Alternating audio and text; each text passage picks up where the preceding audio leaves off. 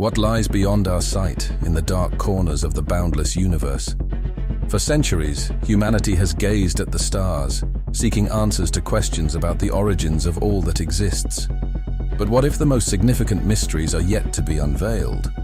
From enigmatic black holes to unfathomable quantum phenomena, the cosmos is filled with unresolved puzzles that challenge scientists to reconsider everything they know about the nature of reality.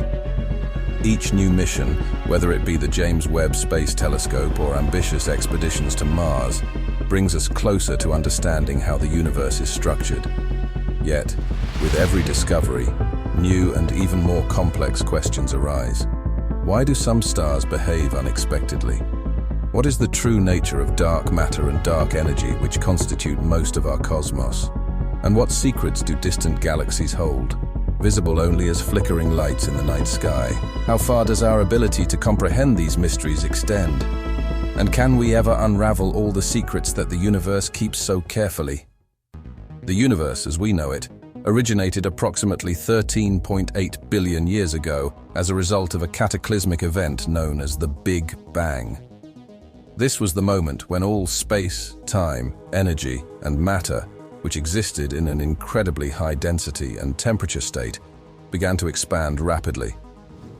This event was not an explosion in the conventional sense, but rather an instantaneous expansion of space, where all existing forms of matter and energy began their movement and development. Before the Big Bang, there was presumably neither time nor space in the form we understand today. Scientists believe that the initial singularity contained all the mass and energy of the future universe in a compressed state. It did not occupy any specific place in space, as space itself did not yet exist. The first moment after the Big Bang, known as the Planck epoch, lasted only 10 circumflex 43 seconds. During this time, the universe had a diameter of 10 circumflex 35 meters, a density of 10 circumflex 97 kgm3, and a temperature of 10 circumflex 32 K. These values are the maximum allowed by physics. What exactly occurred in this tiny volume is still uncertain in modern science. It can be stated with certainty that matter and energy, as separate entities, did not exist there. There were no atoms, protons, neutrons, or even fundamental interactions. Immediately following the Planck epoch was the era of grand unification. It began with the separation of gravity from the three other fundamental interactions. The previously homogeneous universe ceased to be so and began expanding quite rapidly. Elementary particles had not yet formed, and the concepts of mass and charge held no meaning. The era of grand unification also lasted an incredibly brief period. It ended when the universe was approximately 10 circumflex 36 seconds old, with a density of 10 circumflex 74 gcm3 and a temperature of 10 circumflex 27 K.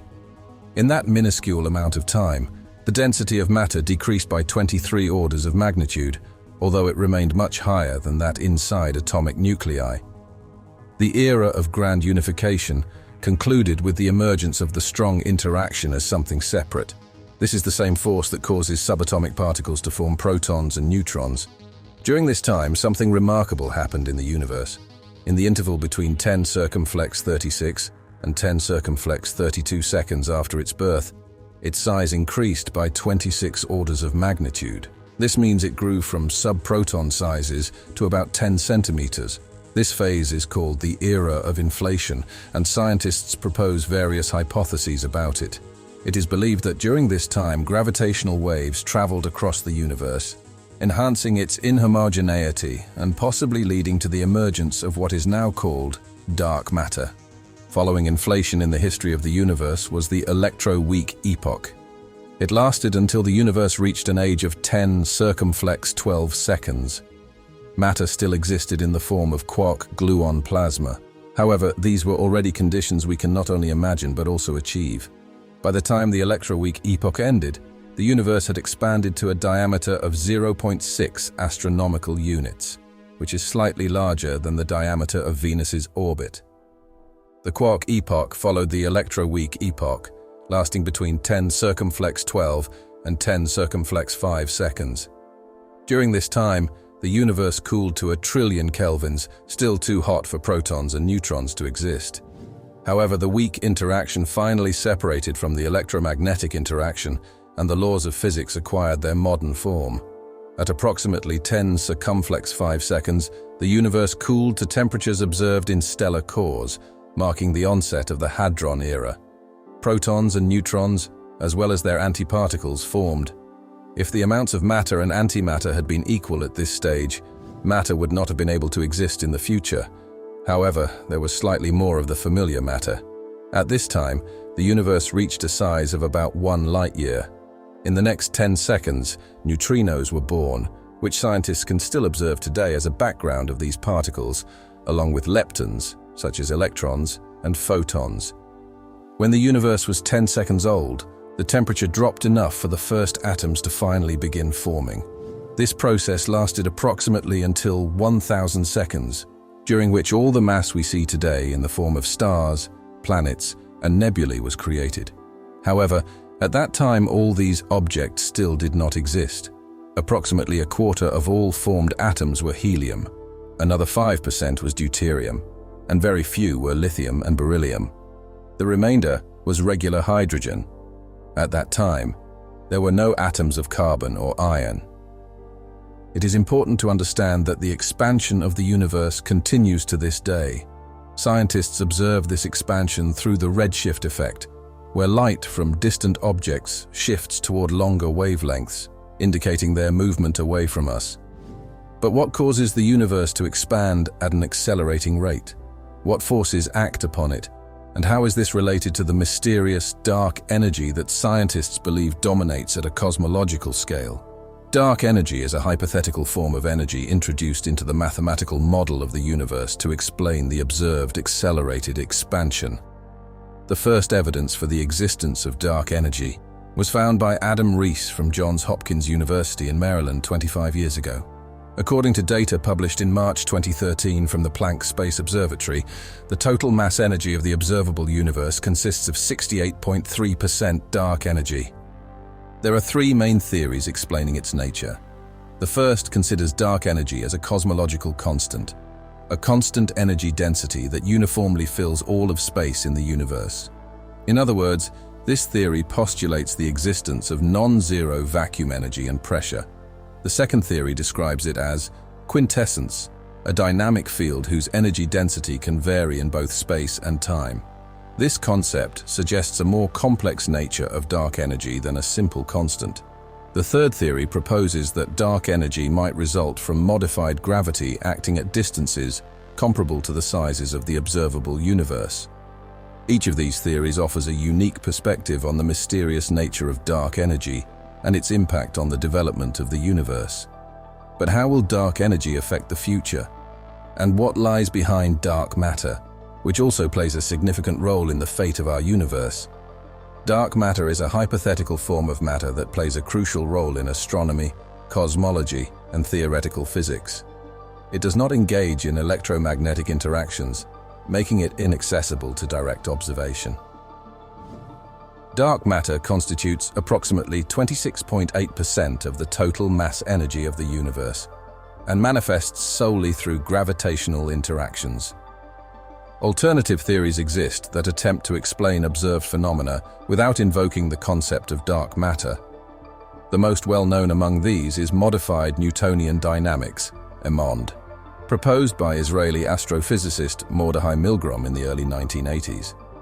MOND modifies the law of gravity by suggesting a stronger interaction in certain regions of space, allowing for the explanation of observed galaxy rotation curves.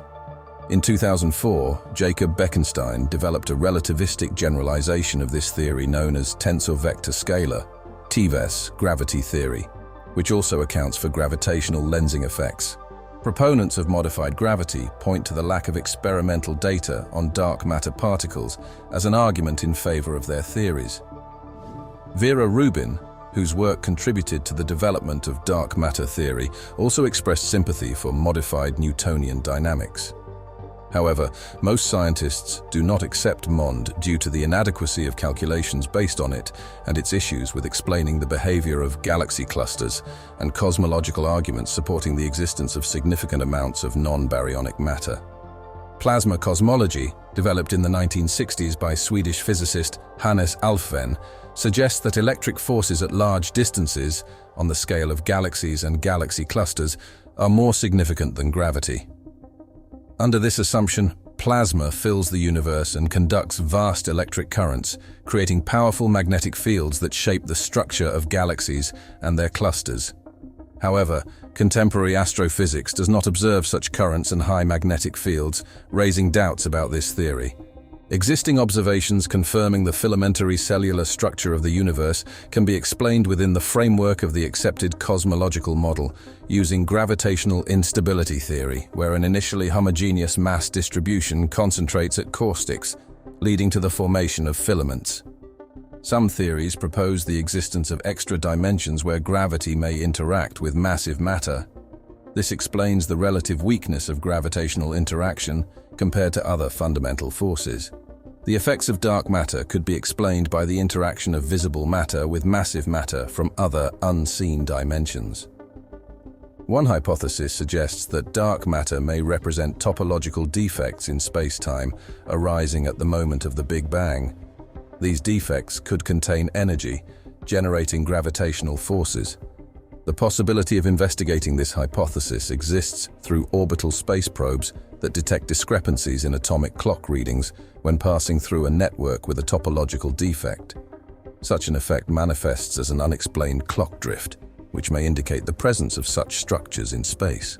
However, if dark matter indeed exerts such a powerful gravitational influence on the entire universe, what role does it play in shaping the structure of galaxies and the universe as a whole? Despite the fact that dark energy and dark matter make up the overwhelming majority of the universe, only 4.9% of its mass and energy consists of ordinary matter, the matter that makes up stars, planets, and everything we can see and feel. This ordinary matter, or baryonic matter, is the form of substance that interacts with electromagnetic radiation, meaning it absorbs, reflects, and emits light. It is thanks to this that we can observe and study objects in the universe. Ordinary matter consists of atoms, elementary particles such as protons, neutrons, and electrons. These particles form chemical elements which then combine into molecules, creating stars, planets, and all living things. It is important to note that despite its small share in the universe, ordinary matter plays a key role in forming the structures we can observe, ranging from the smallest particles to vast galaxies and their clusters. Stars, for example, are the primary objects in which nuclear fusion occurs, a process where light elements such as hydrogen are converted into heavier elements like helium, releasing vast amounts of energy in the form of light and heat. This energy fuels all processes in galaxies and ultimately sustains life on planets like Earth. However, even with all these complex interactions, the share of ordinary matter remains minimal compared to the enormous masses of dark matter and dark energy that dominate the universe. But how did such a small amount of ordinary matter become the foundation for such vast and complex structures as galaxies? And what role did dark matter play in this formation process? The formation of galaxies, which began 12 to 13 billion years ago, is one of the key processes that define the structure of the universe.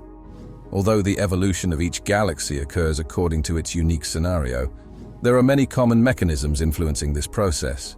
The main mechanisms may include violent events, such as galaxy mergers, as well as more gradual phenomena, such as star formation, during which galactic gas is consumed and the metallicity of the galaxy increases. Observations of numerous galaxies have provided extensive information about them, including data on their parameters in the past. This is due to the fact that light from distant galaxies reaches observers after a significant amount of time has passed. However, to date, there is no single scenario that fits naturally into a comprehensive theory while simultaneously explaining observational results. Edwin Hubble made the first strides in studying galaxy evolution in the 1920s, and since then, theories have continued to develop and be revised actively. Within the scientific community, there are two competing theories. The hierarchical model, which, although theoretically preferable, does not always match observational data, and a collection of empirical scenarios that accurately describe observations but sometimes contradict existing theories. But how can we explain the diversity of galaxy shapes? For instance, why did the Milky Way take on a spiral form while other galaxies ended up being elliptical or irregular?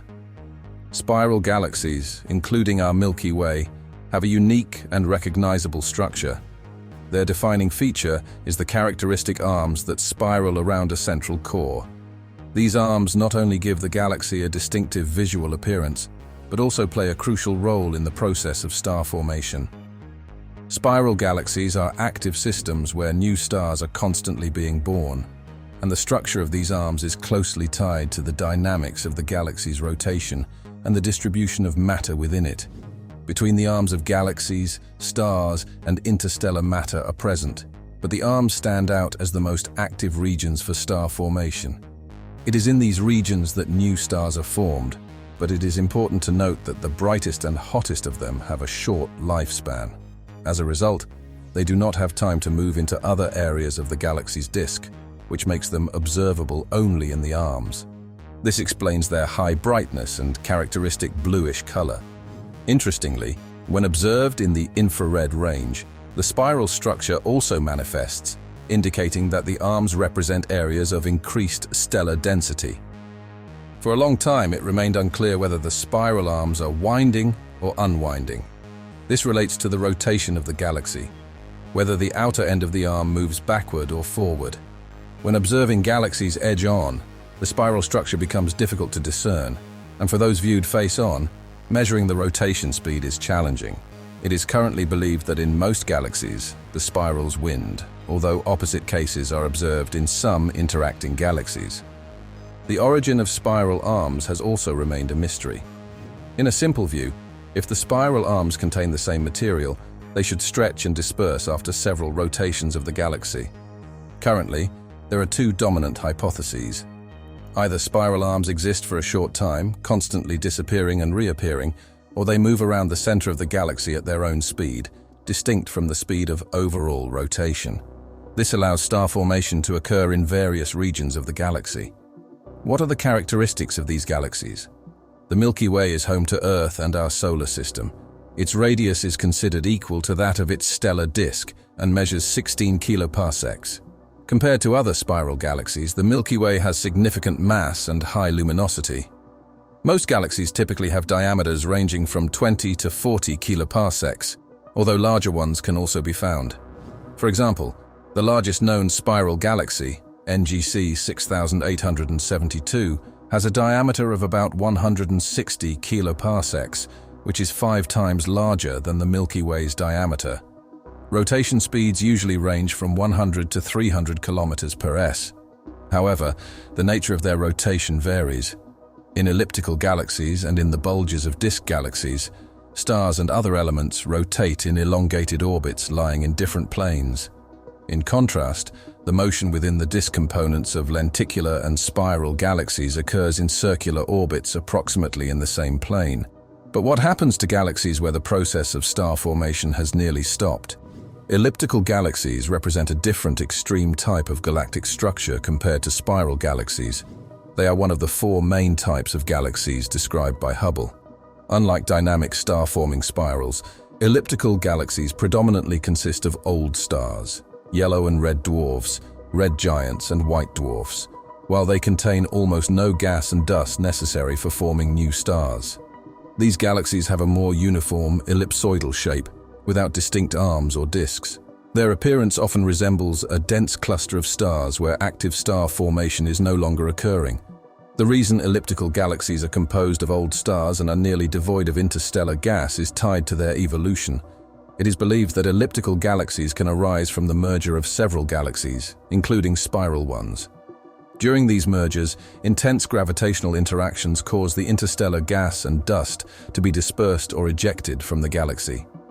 This deprives the galaxy of the resources needed to create new stars, leading to a gradual aging process, preserving only the stars that had formed up to that point. Moreover, in elliptical galaxies, stars move chaotically, on random orbits, which also distinguishes them from the orderly motion of stars in the disks of spiral galaxies. This chaotic dynamics is another consequence of their origin through merging. Stars in such systems cannot arrange themselves into neat orbital planes like in spiral galaxies. Instead, they are distributed throughout the galaxy, forming spheroidal or ellipsoidal structures. But if star formation has ceased in these galaxies, where do the resources for forming new structures come from? And how are the primordial density inhomogeneities in the universe connected to the further evolution of giants like elliptical galaxies? Density irregularities that emerged shortly after the Big Bang became the foundation for the formation of all galactic structures, including spiral and elliptical galaxies. This was discovered by two independent research groups, and the findings precisely match the predictions of the standard cosmological model. As early as the 1960s, theoretical physicists calculated that galaxies originated in regions of some matter clumping shortly after the Big Bang occurred. This inhomogeneity of the universe is currently manifested as ripples in the pervasive cosmic microwave background radiation, which was detected twice by NASA spacecraft in 1992 and 2003, reflecting events that took place after the Big Bang, well before galaxies formed. At the American Astronomical Society conference in San Diego, results of years of research on the distribution of matter in the universe were presented, obtained from two ground-based telescopes, the Anglo-Australian Telescope in South Wales and the Apache Point Observatory in New Mexico, USA. According to the latest data from telescopic observations, the shape of the universe is largely determined by dark energy, a mysterious force that is causing it to expand much faster than previously thought. But how exactly did these primordial irregularities lead to the emergence of supermassive black holes at the centers of galaxies? And how were black holes able to influence the subsequent fate of the very galactic structures they helped create? Black holes, especially supermassive ones located at the centers of galaxies, play a key role in their evolution and dynamics. These mysterious objects, while invisible themselves, possess incredible gravitational strength that significantly affects the process of star formation within galaxies. One of the most remarkable features of supermassive black holes is their ability to manipulate flows of energy and matter, which can either stimulate or suppress the birth of new stars.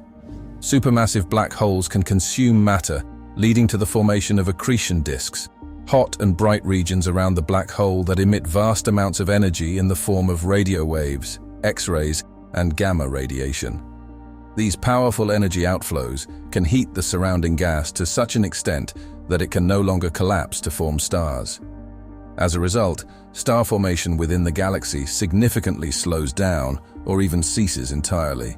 There is currently no widely accepted theory for the formation of black holes, but several hypotheses exist.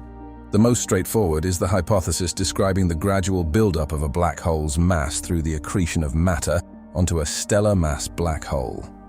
Another hypothesis suggests that supermassive black holes form from the collapse of large gas clouds and their transformation into a relativistic star with a mass of several 100,000 solar masses or more. Such a star quickly becomes unstable to radial perturbations due to the processes of electron-positron pair formation occurring in its core, and may collapse directly into a black hole. In this case, the collapse bypasses the supernova stage, during which an explosion would scatter much of the mass, preventing the formation of a supermassive black hole. Another model posits that supermassive black holes could have formed as a result of the collapse of dense stellar clusters, where the negative heat capacity of the system causes the speed dispersion in the core to reach relativistic values. Additionally, primordial black holes may have formed from initial perturbations shortly after the Big Bang. In the observed list of black hole candidates, there is a significant gap in the distribution of masses. There are stellar mass black holes that form from the collapse of stars, with masses reaching approximately 33 solar masses. For supermassive black holes, the minimum mass is about 10 circumflex 5 solar masses.